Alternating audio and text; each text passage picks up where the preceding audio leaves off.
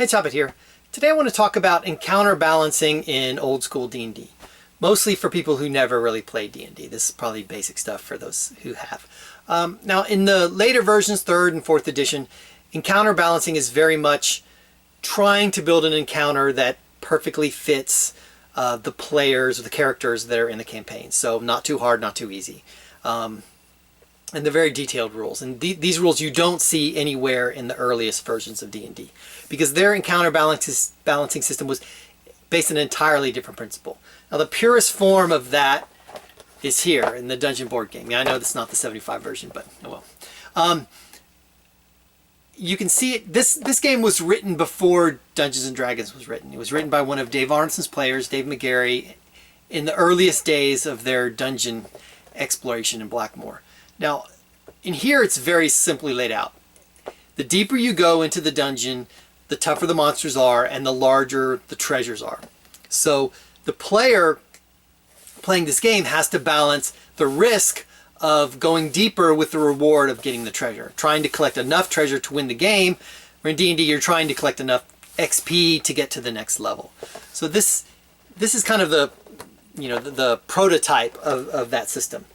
Now, the most important part about this system is it's the players in character, actually, the characters are deciding the difficulty of the challenge, how tough the monster fights, how dangerous the traps are. They're deciding that on their own by whether or not they go down into the dungeon or not. So they could stay at the higher levels and loiter around and have easy fights, but then advance at a much slower pace, or they can go down, take their chances, and try and go for the big score. So it's player-based and character-based sort of balancing system. So the players are deciding on how it should work. Now, for this to work properly, you need 4 things to be true. First of all, the rules need to support this. Now, XP for treasure works perfectly. The treasure is the reward, the monsters are the risk, and the level sets that ratio of risk to reward. It'll work with XP for monster killing, probably not as well, but if you're giving out a lot of XP for role-playing or story awards or just handing out levels every once in a while, you've taken the carrot away from the system. And it's fine if you're running scripted adventures or a more character-based campaign, but if you want to kind of stick to this system, you've got to have an objective XP system so the players know what the reward's going to be. Secondly, obviously, the world has to be populated in this manner so that the players know where the difficult monsters are and therefore where the bigger treasures are. In a dungeon, it's pretty straightforward. Deeper is harder. It's no big deal. But overland, you generally use, like Basic has a system where, so many hexes within a city, that's safe, civilized area. Then a couple more hexes out from that is borderlands, and that's a little bit more dangerous. And then after that, beyond that, is wilderness, where anything could happen. So you better be prepared for it. So either deeper is harder or further from civilization is harder. Now, Barrow Maze is a mega dungeon that works on the further is harder. It's all one level instead of multiple levels, but the further you get from the entrance, the more dangerous it gets. So it works on the same principle, but further is instead of deeper is more dangerous. Now, in this context, the players need to be aware of what the rules are as far as what's dangerous. It could be done in character. So, an NPC could say, hey, this is the King's Road. It's well patrolled. It's perfectly safe to go from here to there on the road. But if you try to cut through the woods, even the hunters won't go into the woods. So stay out of these. So the players know, okay, this is more dangerous, this is safer, and they can decide for themselves what they want to do. The third thing is that the players need to be able to set the objective of the session. This is something that's kind of assumed in the early days, and you can see a great article about it in the Player's Handbook, where they talk about deciding what your objectives are and then sticking to your objectives. But that means that you can't have any sort of exterior force circumstances kind of pushing the players along. So a ticking time bomb or a boss monster they have to defeat. They have to go down and find the boss monster to defeat, or anything that's time pressure or pressuring them, telling them what they need to do. So you want to kind of avoid that and try and go for a system where the players can choose from among a variety of objectives that they want, and they can just go do it. So this session we're going to go defeat the kobolds, or whatever, or go into the evil temple and try and destroy it or whatever. So the players are in character deciding what they're going to do based on how dangerous they think it's going to be versus how much treasure they think they're going to get.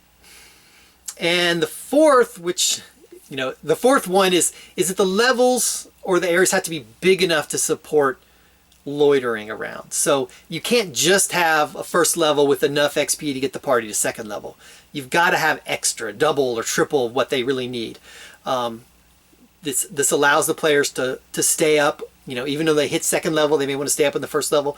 But it's also nice if, say, some of your players don't show up one day and you only have 2 characters. Well, they can go to the higher levels and look at their maps. Oh, hey, we never went over here. We never opened this door. So a handful of upper level characters could go and venture into a safer upper level dungeon. A handful of higher level characters can explore a lower level dungeon just because there's plenty left over. And you don't really want in this system the players to be cleaning out entire levels, because then they've run out of things to do. They're forced to go down when they may not want to. Now, unfortunately, and this is a big unfortunately, TSR never really produced a module that followed these criteria completely. You would have some, either the whole module was balanced for 5th level characters, so there really was no discernible difficulty or change in difficulty except as you got towards the objective. And then some of the things like Keep on the Borderlands had different levels and they were different difficulty, but the levels were very small. So you would easily run out of first level encounters before you got second level, especially if you have any sort of character death or player turnover or anything like that. You would quickly run out of level, which is what happened when we were playing it. But so those 4 things need to be true. Now, the fortunately part is that if you're playing today, there's tons of either mega dungeons mostly, but other campaign settings that are designed around these philosophies by having, the player be able to discern the difficulty and the reward, either in a sandbox type environment or in a mega dungeon where there's huge levels and everything works fine. Because in the early books, they did specify how to design the dungeon under these criteria, but they just never provided an example. So if you were playing modules in the 80s, you never really encountered this. If you're 3rd edition player, or even Pathfinder, they've got this beast, the Castle White Rock. It's one of the last 3rd edition Dungeon Crawl Classics, so it never really got a lot of play. But it's all set up on those lines, runs in 3rd edition. The levels are probably too small for old school just because of the way XP in 3rd edition, you got a lot more of it, so you didn't need as much, to spend as much time on the lower levels. But one thing this does great is offering a variety of goals, or I guess what you would call side missions or something like that, quests, if you're in a video game. So there's a basic plot hook to get you into the first level of the dungeon, but as you explore the dungeon, you'll find things that will lead you to the lower level. So you'll find a gnome, I think, that his sister's missing and you have to go rescue him, or you can. You'll find a looted tomb and the ghost says, hey, I need this item returned to my tomb. Can you please go get it for me? So there's a huge variety of goals or quests, sub-quests in here, so the players have plenty of things to choose from when they're setting the objectives of their next expedition. And that's great, having a variety of those goals. If you have just 1 or 2, then it starts to look almost like an adventure path where they're just checking them off, get one completed, get another completed, and they're just sort of following the line. But you want them to have plenty of choices so they can decide, the players can decide how hard they want the game to be and how much risk they want to take. So anyway, that's encounter balancing in old school D&D. Thanks.